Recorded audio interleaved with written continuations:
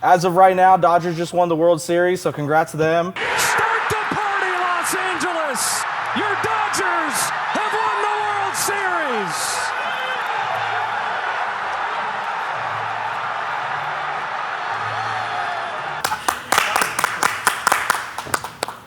Welcome to the Pulse Pod. I fucked up. The pressure. Hey, welcome back to the Pulse Pod. We're back again. You know, new setup right now. I got my Dodger jersey on. I'm a man of my word. We lost. We're about to get into it. We're going to talk about the last few games and how everything went and just go over all of it. Let's get into kind of Game 4. Because I thought Game 4 was a big game for the Yankees. They did great with their fundamentals yesterday. Being able to take bags, Volpe did a great job base running. They were able to execute, you know? So like coming from obviously baseball coaches, we saw that their fundamentals were on point. I don't know how these guys feel, but I think fundamentals are a huge part of the game. The difference between college guys, minor league guys, and pro guys, like the guys in the show, is the guys in the show perfect the little things. Right, so if you're a young guy watching, just make sure that you're really trying to fine-tune the actual game of baseball, right, and being able to execute the little things. And it created momentum for going into this game, right? Last game at home for the Yankees before it came back to Dodger Stadium. JT, I know that you're a big Yankees guy. Obviously, you're not a big talker tonight, but I'm putting you on the spot. What do you got on Game 4? I mean, look, man, Game 4 was big. The offense really showed out. Pushed to Game 5.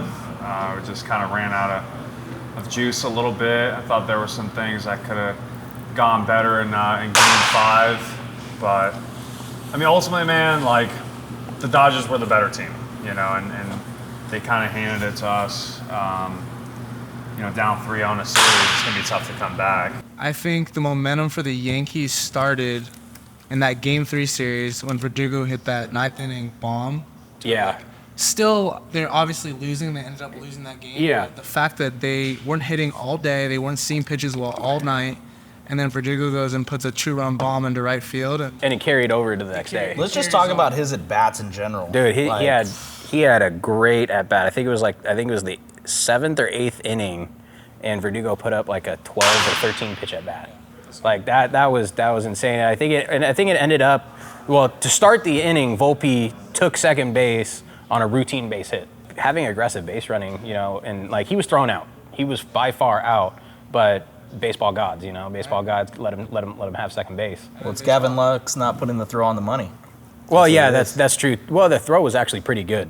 It's to the other side of the catcher. It was. Yeah. Where do you got to put it? You got to put it. Well, I'm talking about that I'm talking about when he took second base on that routine base hit that he. No. You're thinking about the play of the plate. Yeah, it was the same. The play at the plate. That's just the other side. That's Gavin Lux. All right, so that was Verdugo's hit. That was Verdugo's at bat. Yeah. His big at bat was that 12 pitch at bat. Ended up hitting a ground ball to second base. Mm-hmm. Lux throws home, wrong side, but Volpe set the tone for that inning. Mm-hmm. And he stole third base too. So he went hard to 2, and then stole third base, and then ended up scoring on just a rollover ground ball. And that's kind of like the baseball gods, like executing the fundamental. Yeah, rewarding executing those fundamentals. Well, he also messed up on that Wells double that hit the wall. True. He should have scored on it. He hesitated. That was when he froze. Yeah, that was when he froze. He hesitated, and he made it up. Dude, he flies though. Yeah. He does. It's the game within the game, right? Yeah, exactly. The game within the game. But that at bat from Verdugo really, I think, set the tone for the next two guys to come up. Because who was next? I think it's Verdugo, Soto, and then. No, it's Verdugo, Glaber, and then Soto. Verdugo, Glaber, then Soto, and Soto ended up. I think didn't he hit a jack? No, Glaber hit the jack. Glaber hit the jack. That's right. And so, yeah. So and then that did that tie the game or that? No, it just put him more. ahead. That put him more ahead. Yeah. But anyways, that was that was just great to watch. And then rolling over into today's game, they should have had those fundamentals down. Well, they were off to a great start. I mean, it's like you took that momentum from Game 3 into 4, you win 4, take that momentum into tonight, Game 5. Yeah. And you just, and it's just like, you just carry that the rest of the way. And then, they were up, their biggest lead was 5-0? Yeah. and then you just lose it. And how do they lose it? Started with It was the 5 spot. the error by Judge and Wright. Yeah, drop ball. Drop ball, which is he'll never do that in a million years. Like that's like a 1 in a million chance he does that. It Yeah. just goes to show you what he was saying is like fundamentally, like fundamentals are so important. That guy's a major leaguer. You just missed World Series, you got to be locked. Absolutely. You have to be And locked. so back to the point is like momentum is like he dropped that. Momentum swing to the Dodgers. They took advantage. Yeah. And then second and third, everybody out. And ground ball in the 5-6 hole Yeah. to Volpe. Makes the right decision going to third and doesn't play catch. Yeah.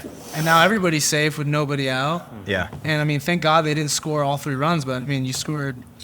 What did they come out of there with 3 runs actually? I think. Well, I think the whole inning was a 5 spot, and I think, you know, obviously all that stuff leading up to the Freeman at bat hurts. But again, like we got to learn from, you know, previous games. We can't be pitching Freddie Freeman inside.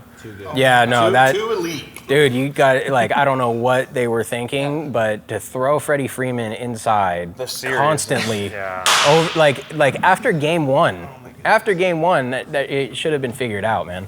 It should have been figured out. Yeah, Volpe makes that error. Nobody out, bases loaded, and Cole just had the balls to go strike out the next 2 guys. Yeah. So 2 outs, Squibber by Mookie. Okay, so yeah, the Squibber by Mookie. I want to break that down with you. let's break Okay, it down. so runner on first and second, I believe. It was bases loaded because of the Okay, so bases loaded, right? As a pitcher, knowing bases are loaded, there's only one spot you need to cover, and your first baseman is playing either mid or slightly behind, because there's no pick play. Well, there's 2 outs, so he's playing deep. Yeah, exactly. So there's no pick off. So there's He's playing back. As a pitcher, you have to know that your first baseman's playing back. Anything to that side, you're covering first base. Like, you're even flinching. Even if a ball's anything to your right side, even Yeah. if it's at second base, you're flinching to go. Well, I mean, Rizzo came up like he was gonna flip, Right. and he ends up and Garrett Cole throws up his hands, and that irked me. It's just a That irked me. miscommunication at the same time. Yeah, he wasn't there, and that Ground ball to his right side wasn't there, and he puts his hands up like, what the hell? Like, well, you were supposed to be there. yeah, no, exactly, holy exactly. shit. So I think Garrett Cole What do put you think was going himself. through his And mind Garrett there? Cole was throwing a gem. He was throwing a He was gem. throwing He was throwing into well. what, the 5th? Yeah, Like, yeah. Jesus. I think game sped up on him. Game sped up. Probably a little bit, yeah. Yeah, I mean, what game 5 of the World Series, right? They can't. Here we go. Now, As the Judge We're drop. watching the drop. yeah, I mean, this ball was this set the tone for this bad inning, right? This is all stuff that can't be happening. If you're playing in a big game, you need to execute these little things, right? Any game. Yeah, and the throw from Volpe Volpe over to third. I mean, it was a good. I think it was a heads-up play, but it needs to be a better toss. Better toss, right? yeah. So And it's a little window, too, if you It's a look at great- it. it's a very little play. Great decision. Yeah. Going to his right. Like, He is the out. play is to Yeah. third. No, All you gotta do is just make a throw. he 100% is out on that, and you have to be able to execute that. That's especially in a big game like this. And this is kind of like going back to the momentum, right? The momentum creates more speed in the game, right? Shifted. And constantly, as baseball players, we always hear slow down the game. This is like one of those things. But I feel like with some of these misplays here, they're amplified, right? These guys are pressing a little bit because they are down 3-1 in the series, right? Yeah. So, you know, when Try you're to be too perfect. when you're playing a series like this, ideally, you know, the Yankees should have probably won Game 1, Yeah. Blew right? it. Oh, yeah. If they win Game Starts 1, with maybe that. they're not making blunders Right. in Game 5. Well, part of me No, thinks exactly. that Judge was like anticipating the throw before he caught it. Yeah. It's like we always say Yeah. ball first here. yeah, you know? he just especially didn't go with ball kids. first. Yeah. You know. To me personally, I wasn't a fan of the pitch calling of the Yankees today, or really the whole series. Like I said, Yeah. or like we were talking about Freeman. Yeah. After Game 1, you're seeing every pitch to Freeman, trying to go hard in. Obviously, he's trying to get to that pitch, right? So now they know that you're going hard in. The best thing you could do is soft away. Any changeup. I mean, who was the dude that came in? Who's the guy that I absolutely love? The last dude, Weaver. Luke Weaver. Luke Weaver, man, that dude had a great sequence to Freeman when he struck him out. Yeah, Great I mean, Freeman. Look, Great. and that's another thing too. I feel like they should have just put Weaver in right away. You know, Tommy Canley obviously didn't have it. Yeah. You got to put your guys. You I got to. mean, You got to win. Weaver was very reliable. So might as Dude, well he's just a go dog. there. Every ball, like I don't know if you noticed this, every ball that was hit to the outfield, automatic guy on second base is scoring. Automatic. And I see it a lot in high school and college baseball where guys aren't aggressive enough to go from second to home. And it's that like you have to be able to score from second base, right? So if you're and that kind of comes into the development stuff, right? Like if you're not trying to be a 5-tool athlete, right? If you're not working on your speed, even if you're a slow guy, the expectation is on a routine fly ball to score from second base, or at least move over. You don't have to be fast to, score runs and be safe all the time. You just have to, take the right leads. With 2 outs, you're a little deeper so you can score on a base hit, and just like the fundamentals. Yeah. Again, making sure you're landing on action or landing on some type of a swing or the catch, whatever it is. Yeah. That's what it's about. You can be really slow if you have really good. If you can read it well and you're seeing everything well, then you're gonna be safe. Yeah. Now, what about It was also, I just feel like it was too late with some of the offense stuff. I mean, obviously the offense exploded for the Yankees in Game 4, but relatively, I thought the Dodgers pitching kind of shut down some of the key players in the Yankees lineup. Like Judge. I mean, but Judge, if you look at Game 4, that last at bat he took, it unlocked him because he was struggling, just trying to find it. And it's like as a hitter, you realize it's just one at bat to make that adjustment. These guys are so elite.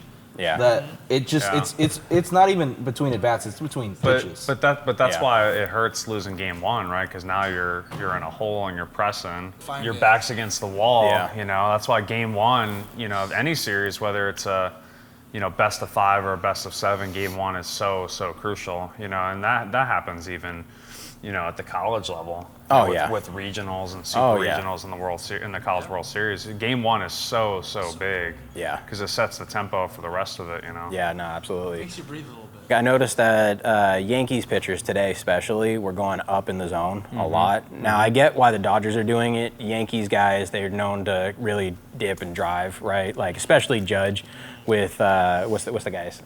Teacher man, that guy.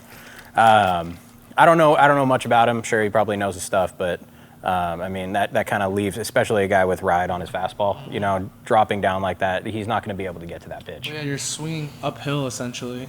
And Yeah. It's like, what's the quickest way to get to a elevated fastball? Stay on top. top. Stay on top. Stay on top. Like Keep your hands above the ball. Right. Hands above the ball. Right. So if you're swinging uphill, you're never gonna get there. And if you do, straight up. Yeah, no, absolutely.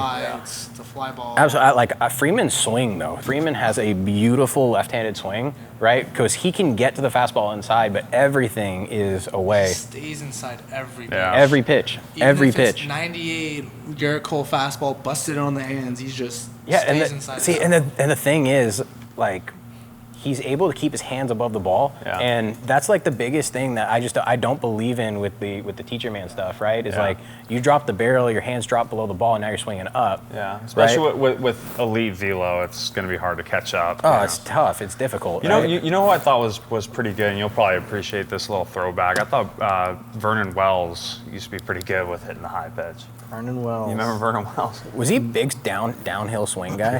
Yeah. Yeah. No, yeah, absolutely. Like, that's what I was taught. Yeah. I was I think we were all taught Same. that. I think the idea with teacher man, I kind of take little things from him, like in just the understanding it's more bat path and it's like the C. And it's like, you see like A-Rod, Albert, Barry Bonds, all these guys talk about swinging down. It's an exaggeration. Knob to the ball. Tony Gwynn, knob to the ball, right? Even Barry Bonds. Barry Bonds was a big swing down, but he had a drill. But if you look at it, it's a C. It's not a V. Yeah. No, And absolutely. and every like elite hitter, they find that C slot. Yeah, but I think that C comes naturally. Like, even if you're swinging down, right, you're still going to drop the gonna hands. happen. It's still going to happen. Yeah. I think it's just a thought. Yeah. But it's not actually what's happening. Yeah. It's It's the an exaggeration. feel versus real, right? Yeah, Feel exactly. versus real. Feel versus real. Yeah. You know who had a big C-path today was Otani with his He's had a with C-path all with year. his catcher's interference over there. It was a big Oh, C-path. huge. Me and my brother, we teach kind of the old school but new school way of coaching, right? Like, here's Barry Bonds, and you could see, watch, Al, play it. See, he creates Very the knob to C, the ball, and yeah. he is very downhill, right? Like he has a drill where he actually tries to pound the ball into the ground within 10 feet in front of him, right? And you still create that C. You still are able to keep the hands above the ball, drive a ball, and obviously he's one of the best hitters to ever live. So I don't know why they would try to teach barrel drop. See, I don't even think it's too much barrel drop because it's like we'll pull up like a Manny Ramirez teacher man always refers to him, and it's just finding the slot. Yeah. But if you look here, Bonds is right here, and then he finds the slot. There's the slot, and then look at how level his bat stays through the zone. It's completely flat. Yeah, I think that's what Teacherman is trying to like. But if you get teach everyone, that, but if that's you, why the it's an thing is, exaggeration. Not teaching it in the right way. If I'm a little kid, I mean, I'm older. I've seen a lot of hitting. I get the idea, like how you get the idea. Yeah. But if I'm a little kid, I'm thinking, oh, you want me to do this? Yeah. No, that just doesn't. It's too work. exaggerated. It creates a for, loop. It's really exaggerated for younger guys, right? And I even teach that with some of my hitting lesson stuff, right? They're not strong enough to really execute that correctly. No, I mean, I don't know his philosophy. I can't, I'm not gonna bash him, but I'd be interested to talk to him and hear him out. for sure. Have that conversation to understand sure. kind of what is going on. Yeah, I mean, but even if you take, your knob to the ball, right, the barrel still has weight on it, right, and gravity is acting down upon you. Yeah, the whole time, that's what I'm talking about. right? You're So gonna naturally create it that. will still get into that slot. Yeah, no, absolutely. I mean, there's so many ways of teaching. The more and more that I listen to Doug Lotta's stuff, right? Doug Lotta teaches to rotate off the front hip, right? That all the momentum comes forward, right? Yeah, he's a big move the center of mass forward. Yeah, and I mean, I leg. can get behind that slightly, but at the same time, I have to make sure that my guys are centered over their body. Correct. Right? It's all about Because the then midline and being. Yeah, and able to get over the I midline. think to teach one guy one thing, right? If you're a guy that he's just crashing on his front leg, maybe Doug Lotta stuff isn't right for you, right? If you're someone that does go straight from top to barrel, right? Maybe teacher man stuff is good for you, right? So I think I think it's just all about cues, but being able Depends to know. per athlete, right? It Everyone's depends. It different. depends. Which route you're gonna take. Well, just like pitchers. Yes, just like correct. pitchers, right? So Correct. if you have a guy that is, let's say his hips are externally rotated, right? He's gonna have trouble getting internal rotation, but he still has to, Yes. right? So there's different ways that you can manipulate that. You can go half on the rubber, half off the rubber, right? So there's different ways that you can manipulate it, but you're not gonna have the same thing for every guy, right? And so that's where I think. Teacher man teaching one thing, and only one thing, and then you have Doug Lotta teaching rotate off the front foot for everyone, just doesn't work for everyone. It doesn't. Yeah. Right? So those drills, those are great and everything, but I mean, here's Juan Soto. Juan Soto's a big rotate off the back hip guy. Huge rotate off the back hip. All his weight on his But I want you to see where You his see that seam- vertical look where- shin angle too. Look where the swing starts. It starts there, and and then it's gonna come. That barrel's gonna come flat all the way through. I feel like he is in the zone longer than anybody. he's there Like- so Well, much. Mookie stays in the zone. no Dude, doubt. I'd be interested to see Freddie Freeman and how long he stays in the zone. That dude looks like he stays in the zone for a long time. Forever. probably- Way too long. Yeah, no, he looks like he's genuinely someone tough to pitch to. I think that you could get away with pitches that are soft away, right, where he's going to be capping stuff. But I mean, he looks like someone that is a hard out. Oh my gosh.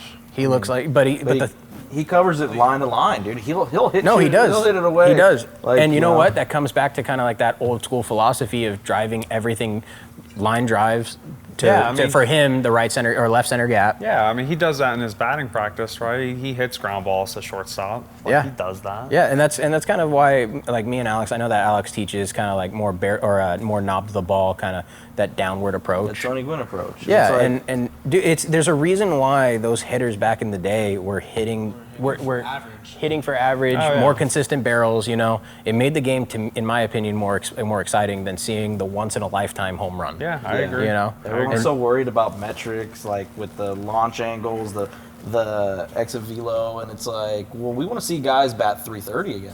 Yeah. It's like we'll bring it. Like, Well, it's exciting. Alex, It is exciting. Alex brings up Luis Ariz, and one of my favorite guys to watch because he just, I mean, God, he's this generation's Tony Gwynn. Yeah, and you know what I Rarely do. strikes out. Yeah, I mean, after the All-Star break, how many at bats was it? It was like 100 and something at bats without a strikeout. Yeah. No, wild. I mean, like, I definitely think that the Dodgers are teaching something well because they, like, in this series in particular, they had a lot of hits.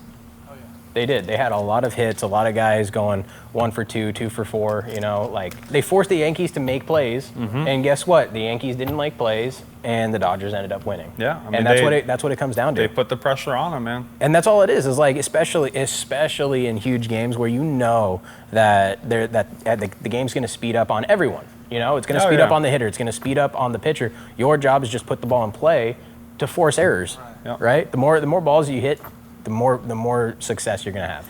Yeah, you know? and think about how much the game is gonna speed up with a pack house in front of your home crowd, and you're down 3-1 in a series. Yeah. No, Look how absolutely. fast the game was going for some of those guys, even for the big league guys. You know what I mean? Like, Absolutely, and I think coming back to like pitching stuff, right? Like keeping the game simple, right? Like Dave Coggin, his philosophy behind everything is to just keep everything as simple as possible, right? I mean, literally 3 things, and you should be, if you execute 3 things well mechanically, for him, you'll have good outings, you'll have more fluid mechanics, and it's literally just 3 things. Then you can start fine-tuning little things here and there, Yeah. Correct. right? But to teach one specific thing is, I don't believe in it. One thing that we can talk about is kind of, honestly, like the decision making today with Bueller coming into in that last inning. I think it was ballsy. It was a ballsy move. It was a ballsy move. I'll be honest, I wouldn't have done it. wouldn't have either. Someone please argue with me. I wouldn't have either. But To be honest. to be honest, actually, here, this is something we could talk about. Game 4. Who would you guys have started? Would you guys have done the bullpen path, or would you guys have tried to close it out? You close it out. You got to win. I think you have to go for the jugular, right? Dude, I You mean, have to win. I well, think real baseball guys are like, you have to win. Why wait till tomorrow? Why? No, yeah, exactly. Why not win right now? Exactly. In my opinion, I think that they probably should have started Flaherty game 4, right, on that 4-day rest, because if they do that, I think that sets them apart because, you know, the Yankees aren't going to start their best guy. The Yankees are just they're looking to kind of squeeze their bullpen. They're looking to get whatever they can out of it to push the series. Well, think about it like this: Freddie Freeman, first inning, 2-run jack, and you Yeah. know, and then you got Flaherty, your guy on the mound. It's like, you No know, matter how bad Flaherty performed, right? Like he didn't have the greatest outing, but it's a better look and it gives momentum to the Dodgers when you have one of their aces on the bump. Yeah. Honestly, like as a Yankees fan, seeing the fan interference, obviously, I don't love seeing that. But I honestly, personally, as a fan, because look, the Yankees are down. I loved seeing that particular play get under Mookie's skin. Yeah. We're talking about momentum, right? Just to get anybody flustered in that Dodger dugout in New York. Yeah. I love to see it because, you know, I wanted to see if something would break, right? Put a crack in the levee. You know Gronk knows that guy? Yeah, Gronk. See- He went to school with that guy at U of A. He was on the club hockey team. Yeah. And he said he was wild back then. He was wild grabbing Mookie's glove. See, I'm kind of harsh on the Dodger fans, right? You know, but this is a bunch of BS. I you mean- can't be grabbing his wrist and his glove. I mean, shoot, Like, what if he even- would have got hurt? Yeah. Say he got hurt. I mean, I'm all about the player Hey, in this situation. those fans are trying to recreate that Jeter magic out there in right field. What about game 1 when the home run for Glaber and the guy was over the fence? Yeah. Wasn't there an instance with Yankee fans like throwing stuff at Alex Verdugo when he was with the Red Sox? I think that happened a few years ago. I think Alex Verdugo, left field. I think it was Miles Straw. Watch the MLB I throw think up in net now. it was Miles Straw. No, yeah, and then he jumped up in the stands and like. Oh, that's right. That's what I'm thinking And he was of. Yeah, it talking shit Cleveland. to the It was guy. Cleveland. It was Cleveland. Can we just talk about the Padres blowing it? That was the only team that could beat the Dodgers, Yeah, honestly. Padres. Personally, Padres suck. Bad camaraderie. I will say this though, Dodgers finally earned their World Series. Yep, they did. yeah, they did. I'll give it to Can't them. say Mickey Mouse no more. I give them their respect. They earned it. I'll give it to them. As a non-Dodger fan, not a Dodger hater, I just not a big When was fan of the it they fans. won? 2020, 2021? 2020. 2020. The 2020. COVID. But Yeah. see, like, people argue, well, everyone has a fair shot, but it's like, you got to play a full season. Everyone's got to be tired. So one thing that I noticed with Flaherty, especially being on the Dodgers, right? He was catching a lot more barrels with the Dodgers than most other teams. I was talking to Brett. Brett owns this company, What's Next Baseball. Shout out, Brett. But he does great work breaking down metrics, right? And he actually follows most of the pro pitchers. And he was talking to me about how when he was with the Tigers, I think that he had probably some of his best outings, right? Tigers were using his slider, they were using most of his pitches, and they wanted to get there. And there's the genius right there. But yeah, no, like one of the things that Brett was talking to me about is being able to utilize his pitches that work, and the Dodgers were trying to make something that doesn't work to work. If that makes sense, right? And Flaherty, I mean, like, if you need someone that kind of like will, you know, like shape pitches a little bit better for you or show you where you're going to succeed a little bit more, I mean, come check out the facility. It's a great place, you know. Coggin obviously does work. He does great work with Joe Kelly. He does great work with most of his pro guys, or all of his pro guys, right? And really, Brett breaks everything down for not only Dave, but all those pro guys that come through the facility.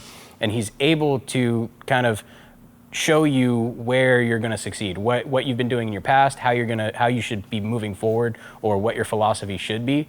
And yeah, I mean, if you have any aspirations of kind of like seeing a little bit more success, I think that working with Brett and Dave might actually be a benefit to you.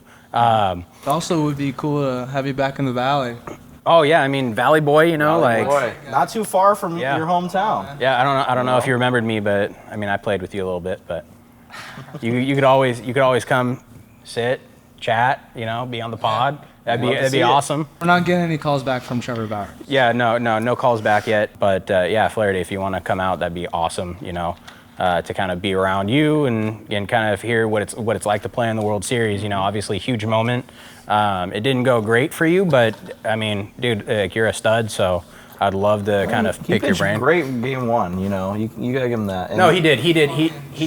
You know, but you know what? JT was telling me this today when we were watching it, and he was saying that the Yankees, once they see somebody for the second time, they make the adjustment. Yeah, dude, they have great scouting reports. They typically do better after they've seen a pitcher. Yeah, dude. I mean, it's just tough. I mean, you faced a great team. You know, really, that's what it comes down to. It's super typical of the Yankees, even, you know, if they face a dude that maybe just got called up, you know, say in the regular season, for a team, they'll just go cold, you know. Yeah, no, but, absolutely. They usually find some type of success after that first time seeing somebody on the hill. Yeah, no, and I'll bring it back to Dave Roberts real quick. I know that I was kind of hot to the trigger, but yeah, no, I think in the moment, I don't think Buehler was a great choice, you know, because if it did end up going to a game 5 or a game 6, game 7, you kind of, I think, lose a little bit of that longevity for Buehler.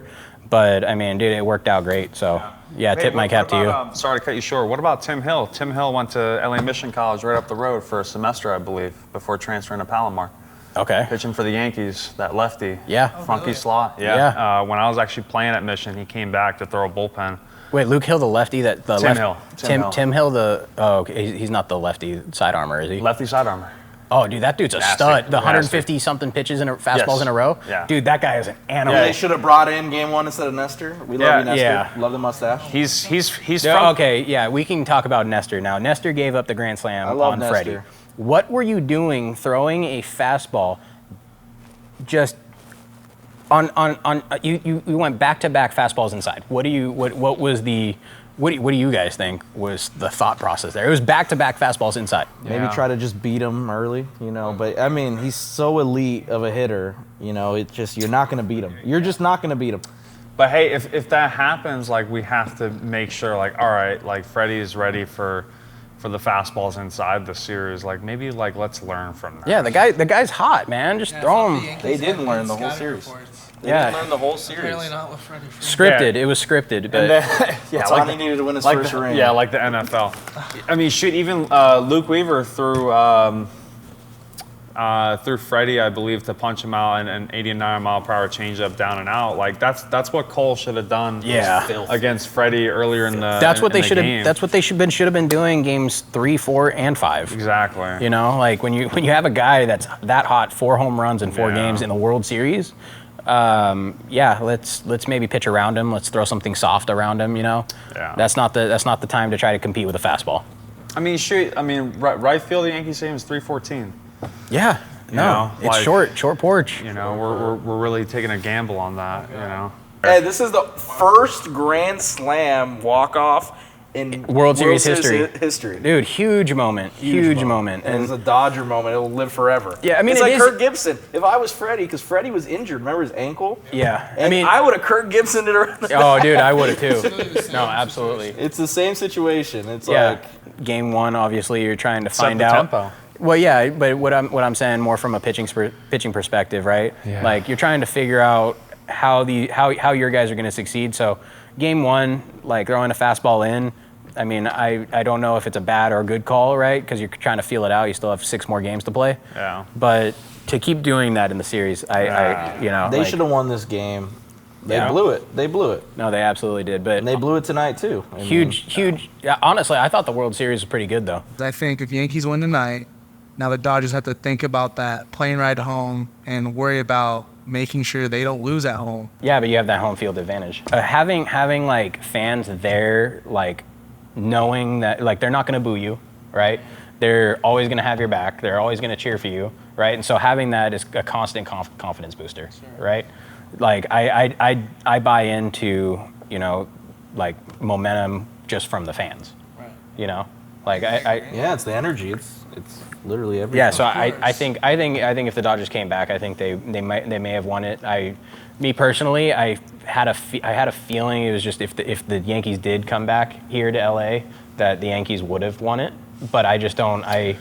They just don't have the bullpen though. They always put the money in the bullpen. Over the years, JT and I were talking about it. It's like literally Chapman, Andrew Miller, David Robinson, Betances. They've just had guys in that pen forever. Yeah. And it's like Luke Weaver just is like, it feels like it's the only, and Hill. Yeah. Like, I mean, it hurts just seeing the most reliable guys in that pen right now. It hurts seeing like Aroldis Chapman balled out with the Pirates this year. It's just like, man, that hurts. The 9th inning. I hate the rules. I hate the rules so much. Look, it's not baseball. I hate the rule because after 3 picks, I mean that's pretty much a green light for anyone to steal. Mm-hmm. Exactly. You know, so like, now do you guys think that puts a little more thought behind kind of what's going on in the game? Do you think that makes the players and coaches think a little bit more? Yeah. Well, and they made the bases bigger. They're what, 18 inches now? Bigger yeah, bases. they did. Are they? I heard something that they're going to be putting in, like, you know how softball has the base down the line and then also the second base. Yeah. Where no, please don't do that. Yeah, Dude, don't do that. I Don't heard change that the they're doing game that much. Like, honestly, you've changed it enough to, like, it's so, baseball's so traditional, it doesn't need to be changed. It's perfect the way it is. Yeah. Agreed. No, and one thing that I want them to bring back, but I know they won't, is the contact at home plate. The Buster Posey rule? I want it. I want it back. It gives the game a little more grit. See, as a catcher... Alex, pull up Pete Rose. Pete Rose, as a catcher, I don't want home plate. I don't that want one to was get brutal. totally blown up. Okay, But that rule's in place for a reason, you know? It's for the safety of the player. Yeah, look at this. At the end of the day. Look at this play right here. Pete Rose and Ray Fosse. Look at this one. Pete Rose said that he got hurt after this game. And this is an all-star game. I think it kind of ruined Ray Fosse's career a little bit. No, they say that, but Ray Fosse played like the rest of the year. But he wasn't fine. Like as good though after this play. Yeah, but he was more falling. He wasn't even like dropping his shoulder. And the other thing too is like you're checking the guy. You know, if it's not, it's just part of the game. It was part of the game. Back then, yeah, but like sliding into the runner. I mean, we are not the runner, the guy at second. Like, we teach that to the kids. Like, you know, it's just, we teach slide hard into the bag. Yeah, it's like not cleats up. We slide hard into the bag. Well, the other thing, too, though, is, like, catcher can't block on plate either. Mm-hmm. You know, so it has to be a swipe now. Mm-hmm. Like a catcher wears gear, right? You should be able to block. Vulnerable spot. Well, imagine somebody coming full speed at you, and you, like, are in gear. And no, like, 100%. But, I mean, if you have the Buster Posey rule put in place, right, where a guy can't actually run through you, you should still be able to block the plate. What about Chase Utley a couple years ago destroying Ruben Tejada, end of his year? That was and then he was still safe because he dropped the ball. And it's like Utley totally went out of the baseline. And I love Chase Utley. Chase Utley is a grinder, He played the game the right way, but he took him out. Yeah. And I get it, it's the playoffs, it's a big situation there. Yeah. But We had two Valley guys, In the World Series. I know. and one of them hit a home run. No, you know- 3. Yeah. 3. Tim Hill's from Mission Hills. Oh, really? I think that's Well, where he was born. Vesia went to Cal State LA. I actually played against him. Huh. Yeah, Vesia is a stud. I absolutely love I think he went to Vesia. East Bay, Cal State East Bay. I'm pretty sure, Oh, you're right. Cal I'm State pretty East sure Bay, East Bay. Cascione used to drive Tim Hill back home because he lived in Somar. No way. I swear. Yeah. But he was only there for a Pull it up. semester. Yeah. Pull it up. He was only there for a semester. But yeah, no, Tim Hill. But no, I don't think anything's gonna come up because he was only there from the fall because he went to Palomar. Really cool that we had two guys in the Valley playing in a World Series, Jack Flaherty and John Colostek. yeah, Rival Tim Hill. schools, Harvard, Westlake, Notre Dame, Yeah, rivals. You know what I Absolutely mean? awesome. Flaherty's a stud, Gatorade Player of the Year, I think for 2 years, I want to say. Yeah. Well, I think he's the best pitcher statistically in CIF history. Right? He didn't win. he He really? didn't lose a game his last the year best of high school. pitcher. Yeah. Yep. out Congrats to to the Dodgers. Dodgers. You are finally got you are yours. no longer Mickey Mouse. They won it. You got yours. Finally got it. Yeah. Will they get another one next year? Nope. Yeah. No. World Series predictions for next year. All right. World Series predictions from next year. Go. JT, go first. Why are you gonna give it to JT? He's depressed right now, dude. It's not going to be the Yankees. I hope they lose in the DS. They spare me some heartache. Oh boy. This wasn't enough heartache for them. Yeah, is a honestly, lot. man, the whole roller coaster ride against Cleveland and all that, it's just to lose against the Dodgers, and I'm from LA, it's oh. So who you got winning next year? Next year, Orioles. Orioles. Wild card. I pick would there. love for the Angels to bring it home. Mike Trout, we need you healthy. We love you. Anthony Rendon, we want you healthy. We love you too. I gotta go probably Phillies. I feel like Phillies are gonna make some additions in the offseason, and they might be able to get past the hump. I really think so. I want to say Marlins, but most likely not. Most likely not. Once they're done feeding they'll probably have a good first run that before the All-Star break. Then they're going to trade everyone to all the other teams. Then they're going to go downhill. But I'm going to stay hopeful for them. Marlins. Let's go. Interesting pick. I got the Phillies. I'm with Pag. I got the Phillies. I think that they'll definitely get over the hump finally. They've had the last 5 seasons 90+ wins. They're first in the division every year. They got to get there and do it. I believe they will. They got the talent. Yeah, and if you guys really want to showcase your talent, we do have a showcase coming up. If you're a high school player looking to go play college ball, we're gonna have college coaches there, D2, D3, NAIA coaches. On top of that, we're including a recruiting video for you. We'll have a game at the end, that back half of the showcase, we'll have a game. That's when the college coaches will arrive. But also included is going to be a full metric day, right? So we're going to be tracking your sprint times. Pitchers are going to be tracked on TrackMan. Shout out TrackMan. And then on top of that, we'll also have the hitters hitting on TrackMan as well. So it's going to be a great event. We'll put you up on our player profile, get you a little exposure with colleges. So definitely come out to that. It's going to be on December 21st. Down in Irvine at the Great Park Stadium. Just check it out. Just see what we do. I truly wholeheartedly believe that we do produce a better video and provide better metrics than just about any showcase company out there. So definitely come out. It's gonna be a good one. So that's gonna be it for our podcast. Game 5 of the World Series. Dodgers took it, and we'll see you next time. Be seen and be elite. Boom. It's be elite, be seen. Let me go again. I was going to say it right, too. Be elite. Go say it, Matt. Be elite and be seen. Boom. Boom. Drop the water. All right.